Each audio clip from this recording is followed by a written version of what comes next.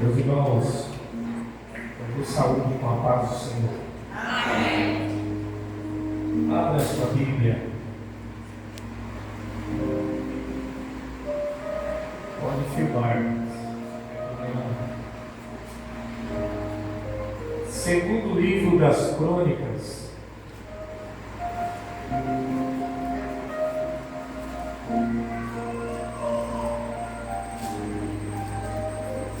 capítulo 17. Segundo livro das Crônicas, capítulo 17. E enquanto você localiza, eu quero agradecer a Deus por estar aqui nessa congregação tão linda. Louvar a Deus pela vida de cada um dos irmãos, o nosso evangelista, irmão Fernando Pinheiro, pelo convite. Deus abençoe pela vida das irmãs, dos adolescentes, dos jovens. Deus abençoe as nossas vidas, os obreiros do Senhor, os homens que compõem a união de homens de Cacoal. Deus abençoe, é muito bom estar convosco. No capítulo 17, do segundo livro das Crônicas, versículo 1 a seguir diz assim: E Josafá, seu filho, reinou em seu lugar, e fortificou-se contra Israel, e pôs gente de guerra em todas as cidades fortes de Judá, guarnições na terra de Judá, como também nas cidades de Efraim, que Asa, seu pai, tinha tomado.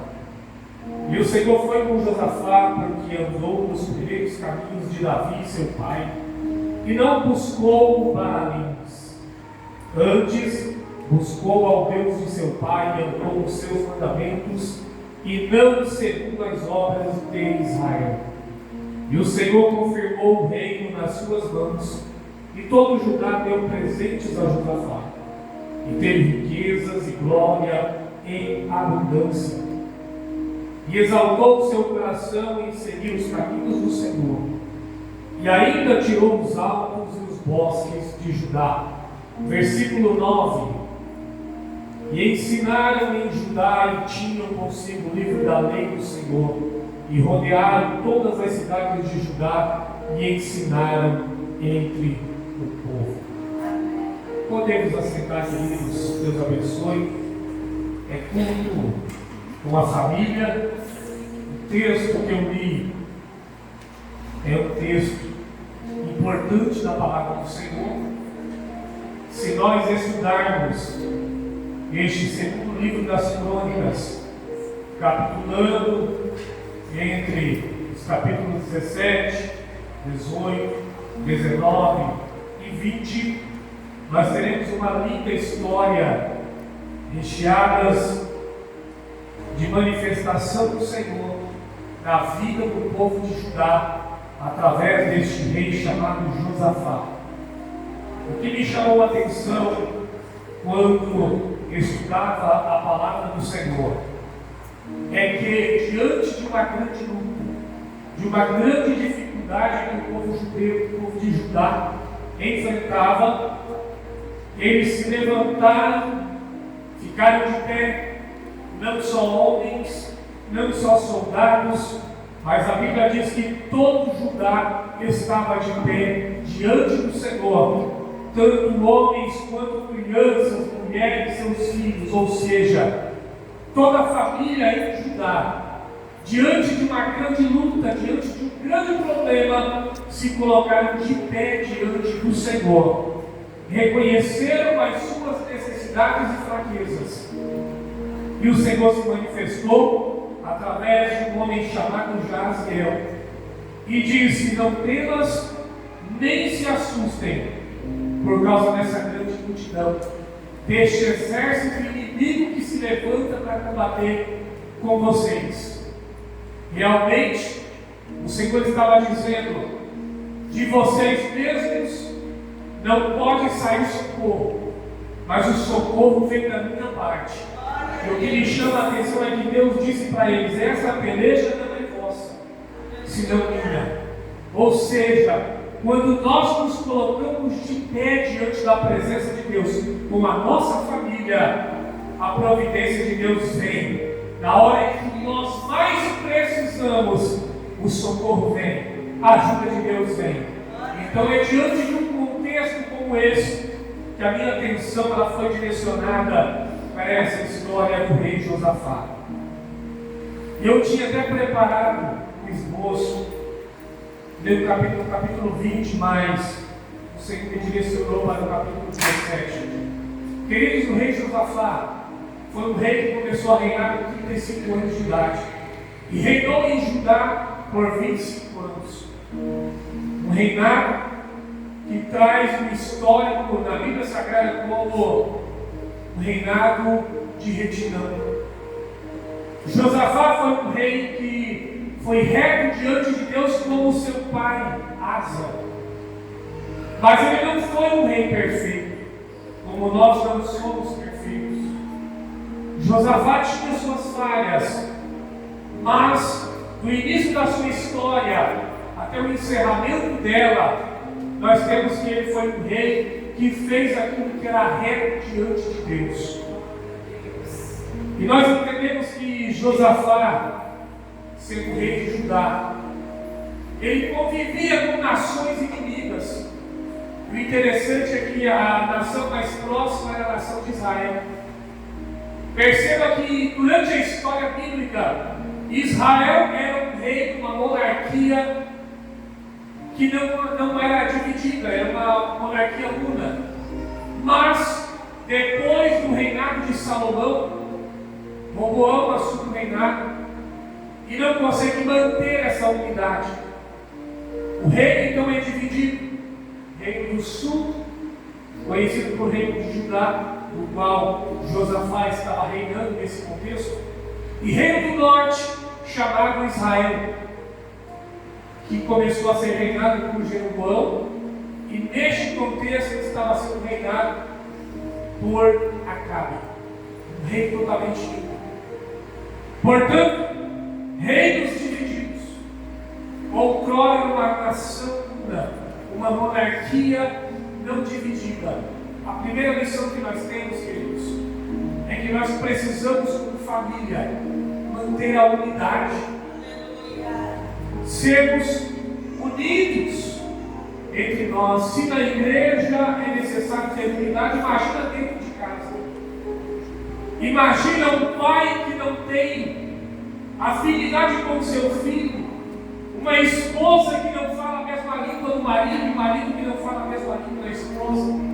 Não há união. É uma casa, infelizmente, fadada ao fracasso. O próprio Senhor Jesus Cristo, respondendo aos fariseus em Mateus capítulo 12, versículo 25, ele diz que todo reino dividido contra si mesmo é devastado. Toda cidade ou casa dividida contra si mesma não subsistirá. Agora, nós estamos diante de dois reinos. Um reino dirigido por um rei temente a Deus, e um outro reino por um rei chamado Acabe. O que me chama a atenção é que, já lendo nos primeiros versículos do capítulo 17, Josafá, ele se fortifica contra Israel.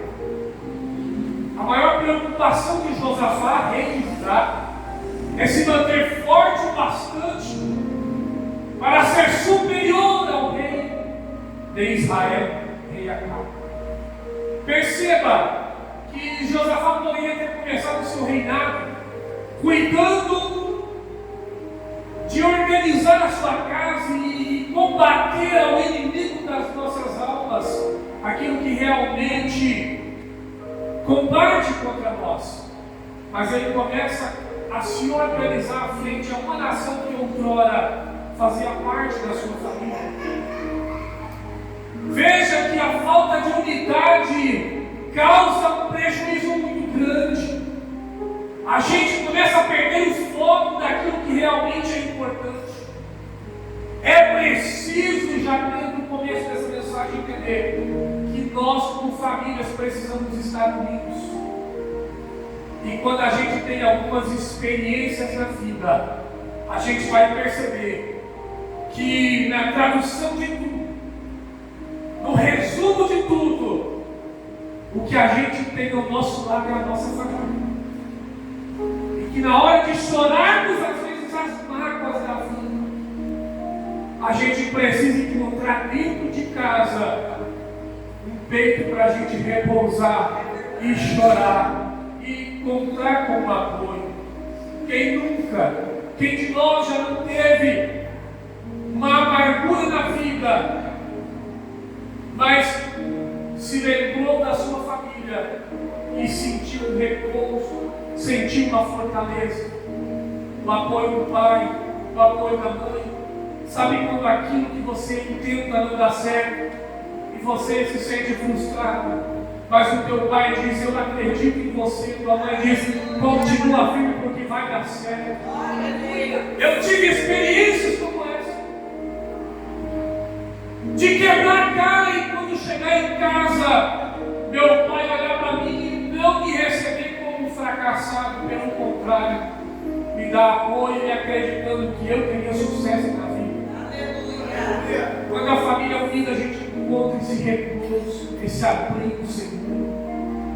Que o Espírito Santo esteja fortalecendo a tua vida, a tua fé, para que a tua família seja um porto seguro para você, para que você seja um porto seguro de alguém. Porque há um prejuízo muito grande quando eu só espero de outro e não faço a minha parte. Roboão teve a oportunidade de manter o reino unido, mas ele desperdiçou a oportunidade. Mas eu e você temos hoje a oportunidade de restaurar o altar da unidade dentro do nosso lar. Queridos, agora o reino dividido. Mas o interessante é que mesmo Josafá se preocupando em se fortificar contra Israel, ele não foi um homem perfeito. E como assim? A Bíblia diz que ele fez o que era reto diante do Senhor. Isso no capítulo 17, que Deus confirmou o reinado de Josafá. Que coisa linda, que coisa extraordinária. A palavra do Senhor dizendo que Deus confirmou aquilo que ele colocou na mão de alguém. Que Deus está contente com alguém. Isso é extraordinário. Parece-me que estamos diante de um super-herói da Bíblia. Mas no capítulo 18 diz que Josafá, que outrora estava fortificado contra Acabe, rei de Israel, agora ele faz aliança com Acabe.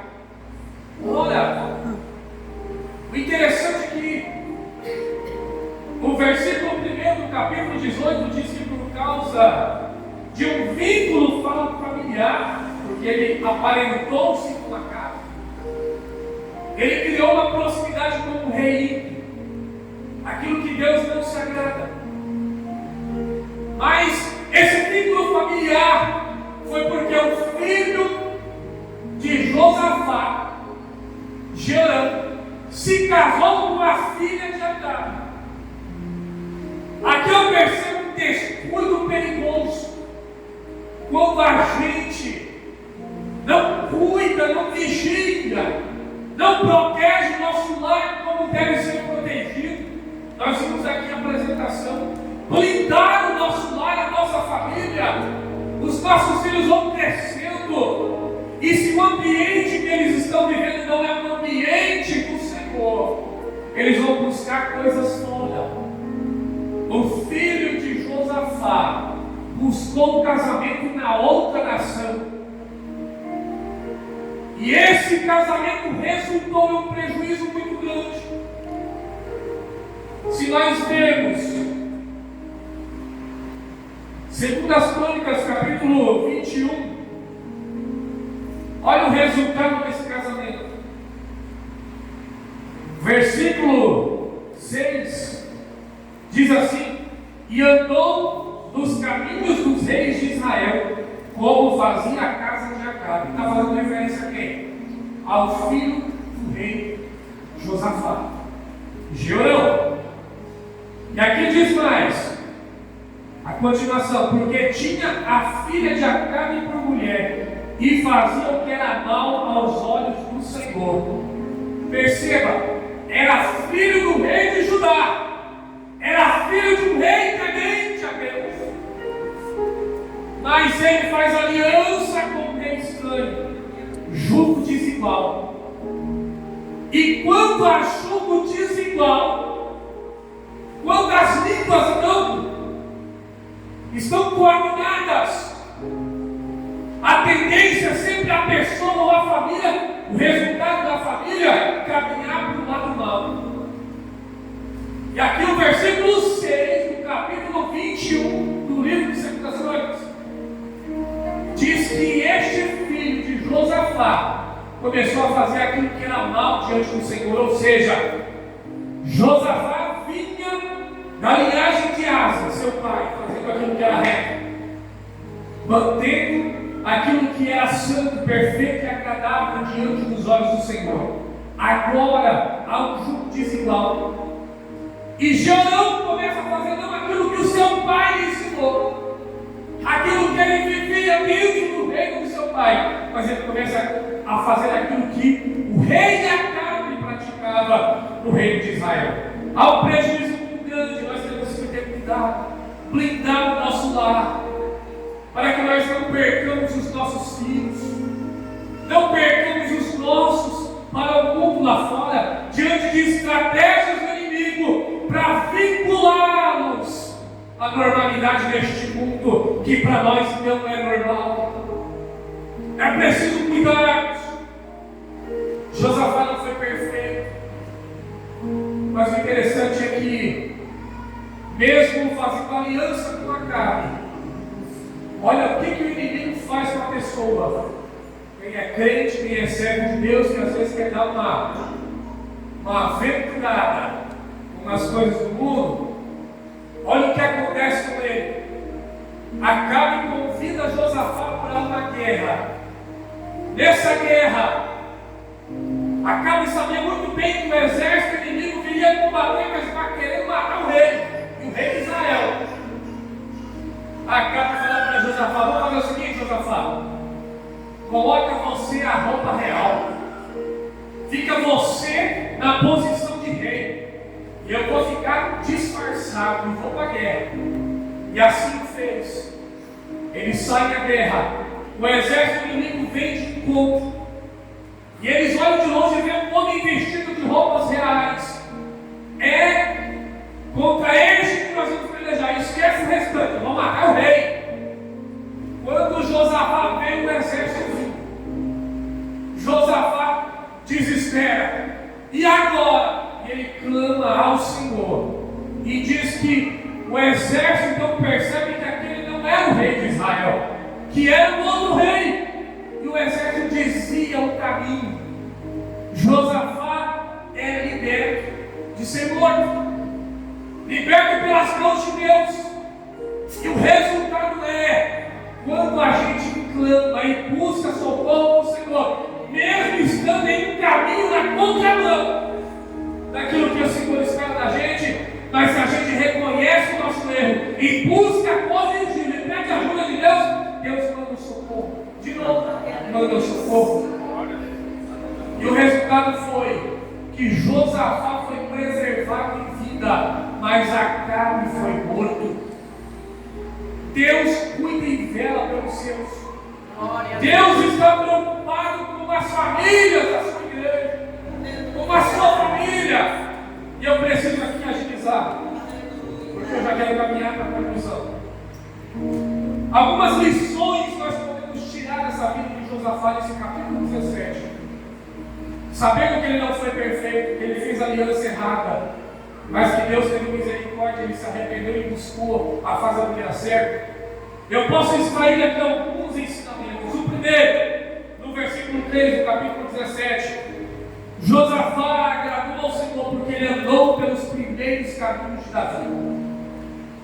Qual eram os primeiros caminhos de Davi?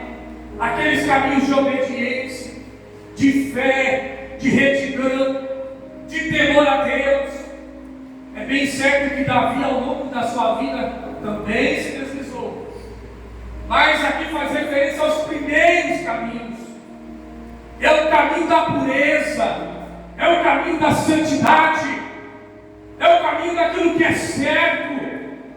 Josafá buscou estes primeiros caminhos da vida de Davi, que é o caminho do Senhor. Interessante é que a promessa de Deus, no primeiro livro dos Reis, capítulo 3, versículo 14, é: se andares nos meus caminhos, guardando os meus estatutos e os meus mandamentos, como mandou Davi teu pai, também prolongarei os seus dias. Era a palavra de segurança para Salomão. Salomão, tu vai reinar. Se tu for fiel e andar pelos meus caminhos, caminho que o teu pai começou a percorrer, eu garanto para você, Salomão, que você vai viver bastante, que você vai ser um homem próspero.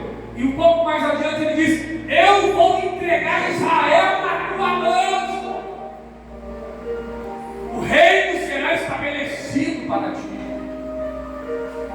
A gente precisa, irmãos, ter este cuidado de dirigirmos os nossos filhos por este caminho do Senhor.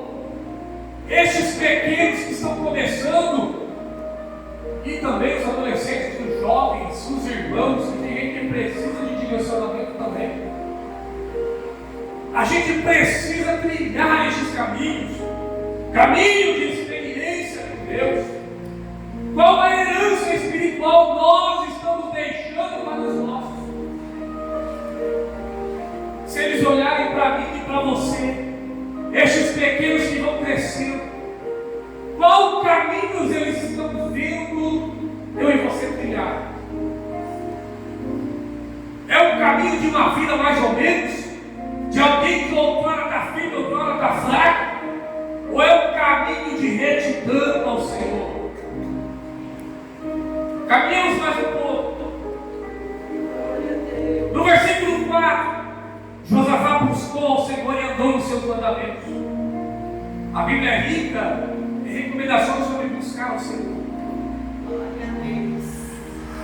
E a gente tem que entender que o Senhor é aquilo que é mais precioso para nós.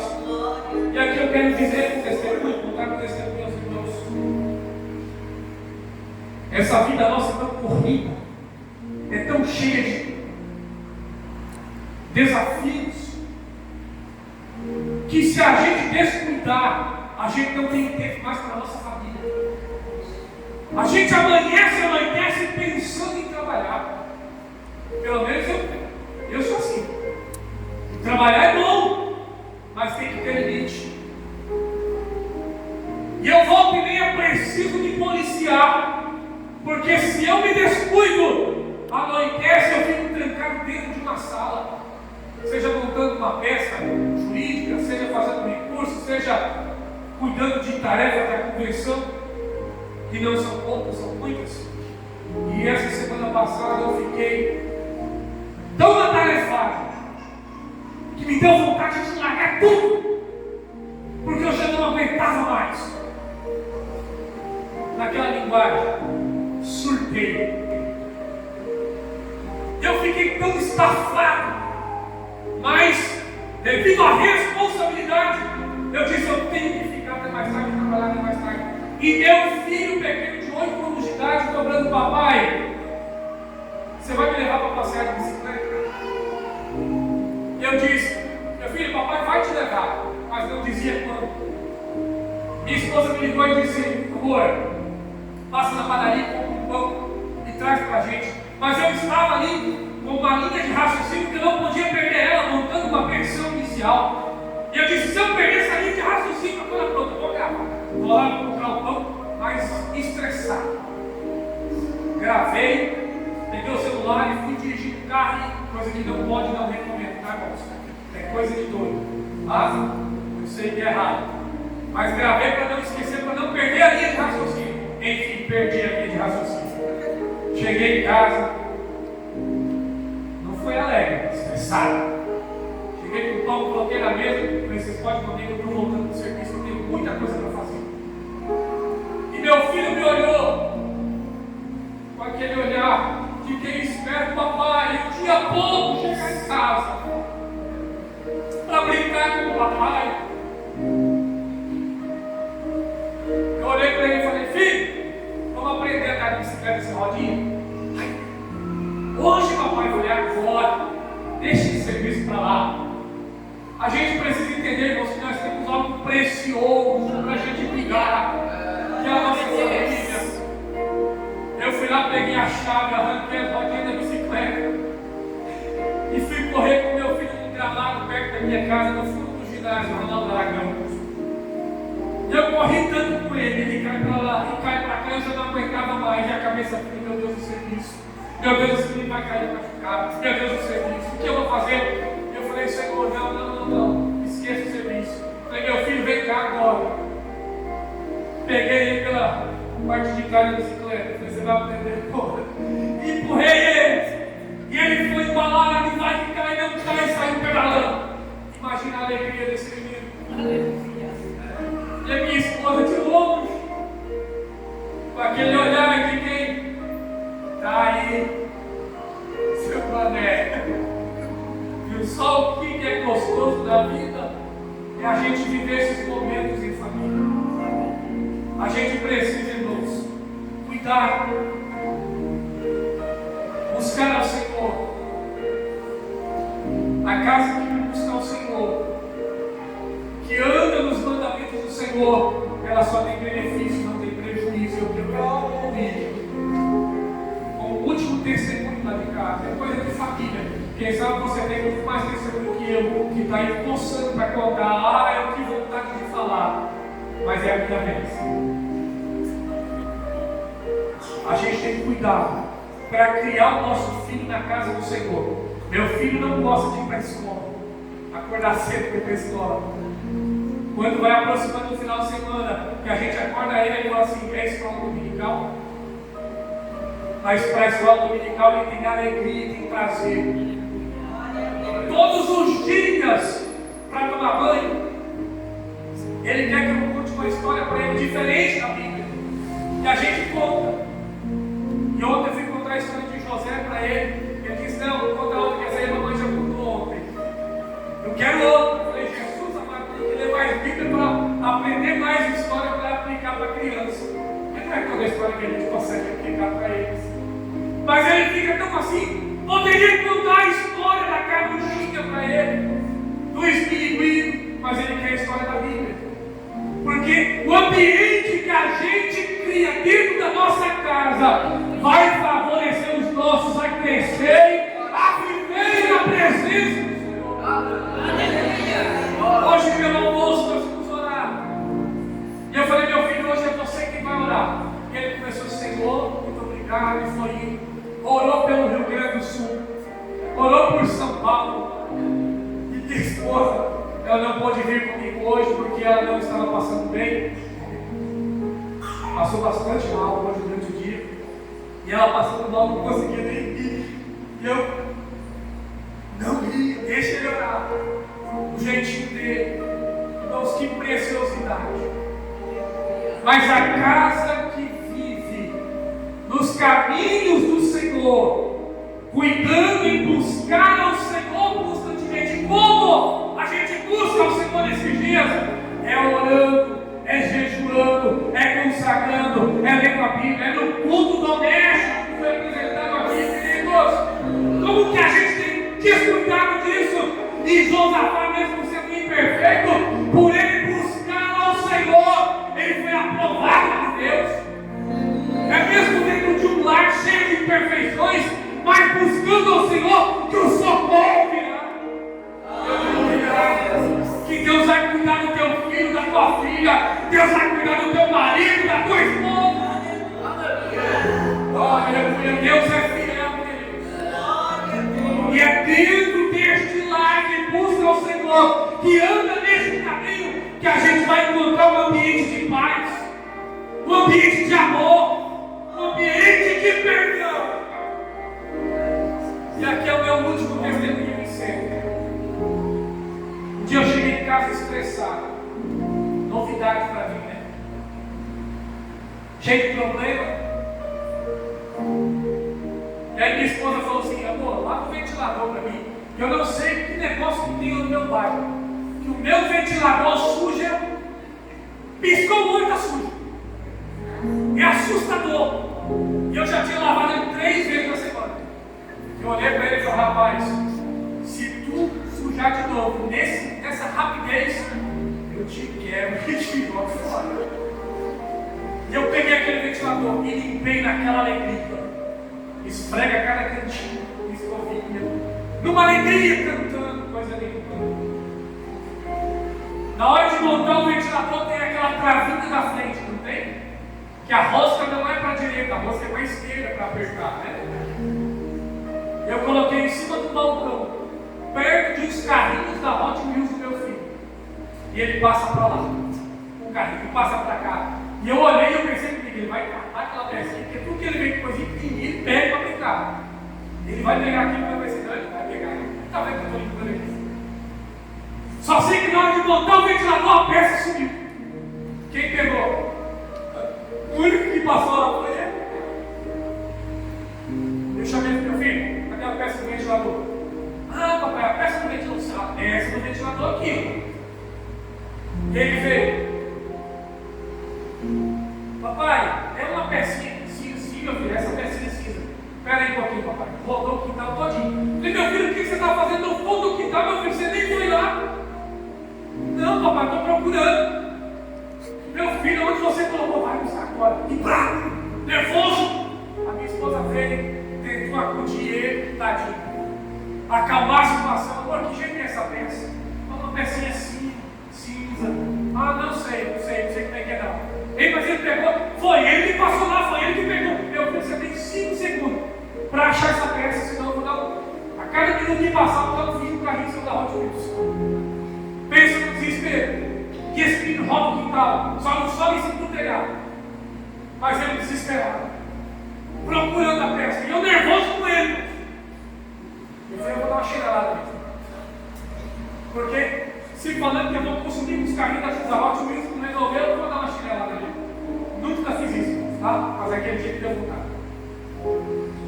Aí, quando a minha esposa viu que eu já estava nesse ponto de ebulição, a minha esposa disse: amor, mas que peça é essa? Eu falei: vem cá, amor.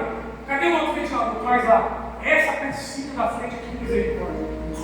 Ela olhou para mim e disse: ah, tá, essa pessoa não fui eu que guardei. Eu fiz essa peça jogada lá e guardei. Irmãos, meu filho estava sentado no sofá, todo suado de procurar essa peça.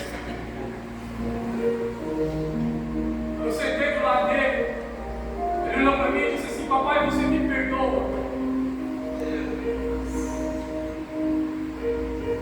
Eu falei: ah, meu filho, a vontade agora de bater que você desmontou. Você me perdoa, papai? Porque não fui eu. Eu falei: por que tu não disse antes? A casa, irmãos, que vive estes valores tem perdão dentro. E às vezes o perdão vem da parte que a gente menos espera, da parte que não tem culpa, mas para sarar aquele que é culpado. Eu abracei meu filho e falei: papai, que te pede perdão, meu filho. Papai vai acreditar em você a partir de hoje. Aí minha esposa estava derretida.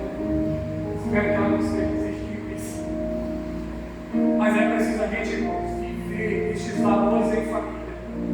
Josafá foi imperfeito, mas ele buscou ao Senhor, andou nos primeiros caminhos de Davi, tudo deu certo para ele. Mas para o filho dele, que foi descuidoso, pagou um preço muito grande. Vamos cuidar dos nossos, vamos valorizar os nossos, porque Deus certamente tem algo grandioso para mim e para a sua casa. Deus tem restauração para a sua casa. Através de você, milagres começarão a acontecer dentro da sua casa. O Espírito Santo está me conduzindo a dizer isso. Deus vai curar corações dentro de famílias que estão aqui hoje, de pessoas que estão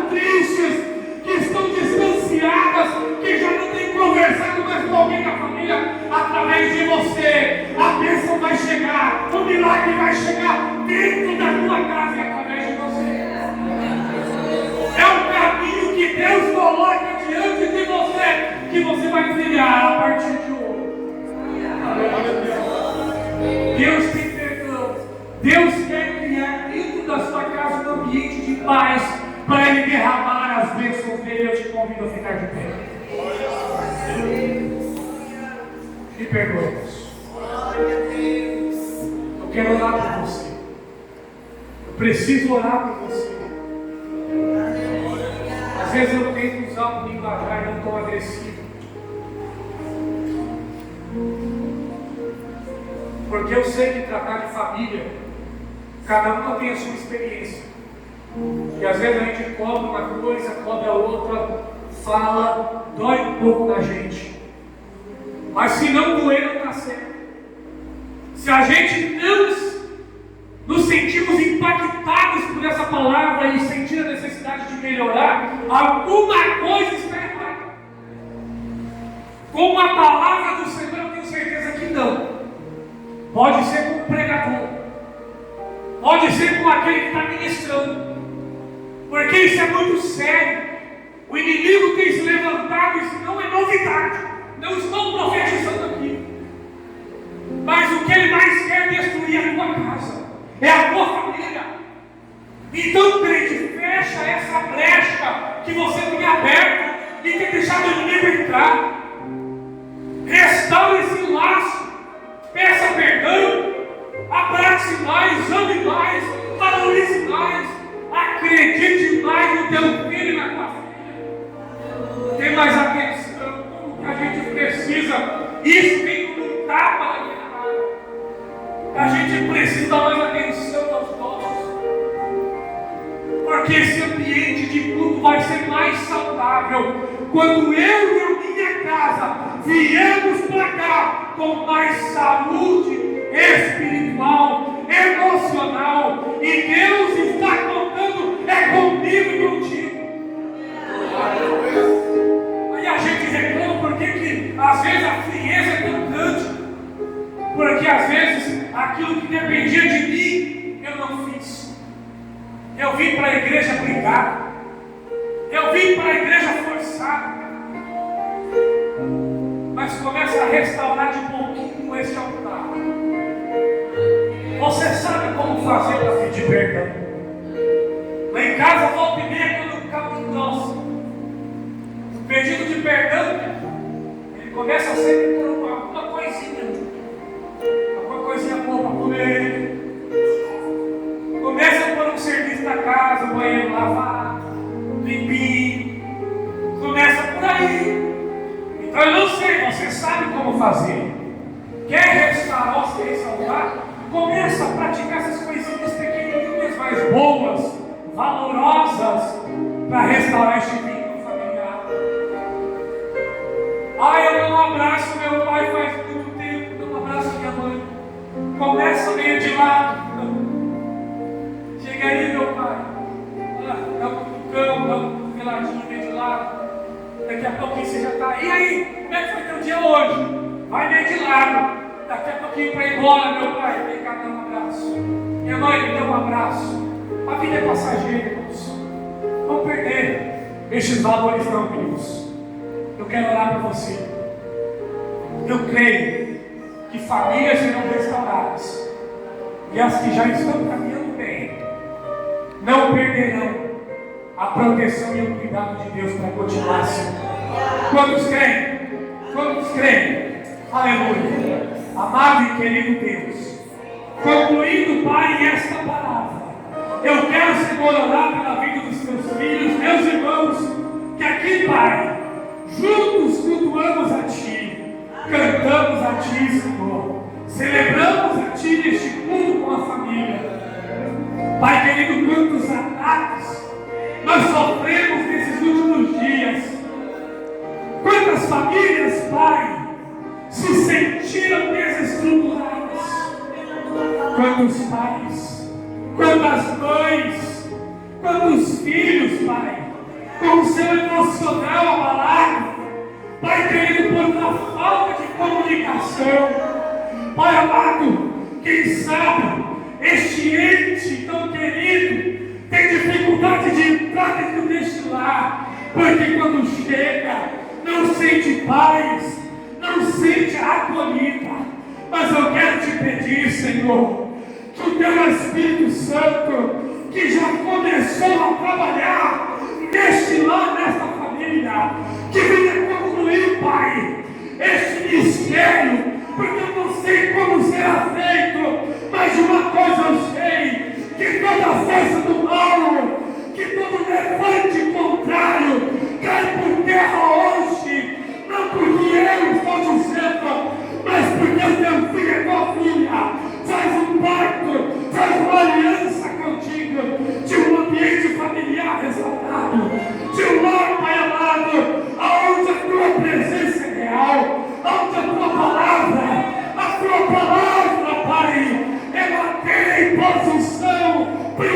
mal dentro deste lar.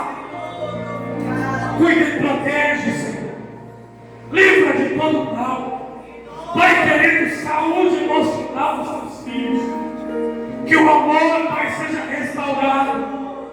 Que a comunhão entre pais, entre marido e esposa, seja restaurada. Pai querido, ajuda a tua igreja. Ajuda teus filhos. Eu creio que muitos testificarão das vitórias alcançadas através de uma vida caminhando nos teus caminhos. É a oração que eu faço, crendo no teu milagre, em nome do Senhor Jesus Cristo, em nome de Jesus. Deus te abençoe. Eu postei uma mensagem no meu status, que amanhã tem EPD. Quem é pai de criança pequena, traz para a igreja. Eu assisti um vídeo onde a pessoa diz assim: os pais que não acordam no domingo de manhã para trazer os seus filhos à igreja têm uma grande chance de não conseguir dormir depois, quando eles crescerem. Deus abençoe. Glória a Deus. Toda honra e toda glória seja dada ao nome de Jesus. Deus continue abençoando o pastor Nilson, sua família, seu ministério. Continue sendo bênção. E que maravilha de culto, né, irmãos? A gente vai continuar ruim se quiser. Foi ensinado tudo hoje através dos louvores, a leitura da palavra, a pregação, as apresentações. Então nós temos aí a receita para continuarmos melhorando a cada dia, valorizando a nossa família. A nossa família, ela tem que ser primordial na nossa vida, em todos os sentidos. O casal ainda é um pouquinho mais exigido, ainda mais exigente, porque o cônjuge é a pessoa mais importante que existe nessa terra. Mas em primeiro lugar vem Deus, depois o nosso cônjuge. O nosso cônjuge está acima de todas as outras pessoas. A gente precisa aprender a fazer isso. Esses dias eu comentei com alguém sobre a correria do dia a dia, né, no trabalho. No meu trabalho de gestão, eu cuido de 8 sistemas diferentes que eu tenho que ficar conferindo. E aí me perguntaram sobre a mensagem da Cristina. Eu falei: a mensagem da Cristina eu abro na hora. As outras a gente vê, agora da Cristina eu preciso abrir na hora. Aí as pessoas até brincam porque ela é brava. Não, é porque ela é a pessoa mais importante para mim. Se eu perder o emprego, para onde que eu vou? Então, é dessa forma. Ela é brava também, tá? Mas isso aí é outra história. Meus queridos irmãos, daqui a pouquinho, tá? Daqui a pouquinho, às 8h15 da manhã, a nossa grande escola bíblica dominical. Olha que mensagem que o pastor Nilson falou aqui, né? Sobre a escola bíblica dominical. Então, daqui a pouquinho começa a nossa escola bíblica dominical. Pelo amor de Deus, irmão, não fique em casa. A não ser que você já sabe de tudo, aí vai ficar difícil. Se souber de tudo, vem também, que aí o professor te pede ajuda e vai ser uma bênção, tá? Então, ninguém pode ficar fora da escola bíblica dominical. Outro aviso, às 19 horas, nós teremos também o nosso culto evangelístico aqui. E preciso que você cumpra o hino de Jesus lá na sua casa mesmo, tá? Vê alguém ali da sua vizinhança, seu amigo de trabalho, manda uma mensagem para ele, convida para o culto.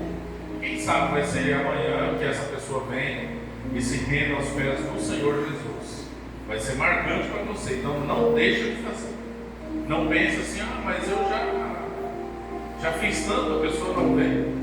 Irmãos, eu orei por um colega de 15 anos, para Jesus libertar ele até o dia que ele me encontrou no corredor do trabalho e me cumprimentou com a paz do Senhor. 15 anos orando por ele, e Deus deu a vitória. O outro aviso, esse é o mais importante, porque eu só sei que vai acontecer, estou autorizado a falar que vai acontecer, só que não sei quando vai acontecer. mas eu só sei que você precisa estar preparado, porque a qualquer momento Jesus vai arrebatar a sua igreja. Eu te digo que eu vou junto, tá? Eu vou no arrebatamento da igreja.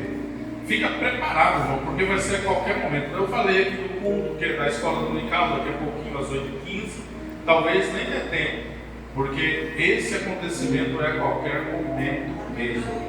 Jesus voltará para arrebatar a sua igreja. Quero pedir aqui para o presbítero irmão Alcides orar a Deus por nós, na sequência o pastor Nilson dando a bênção apostólica.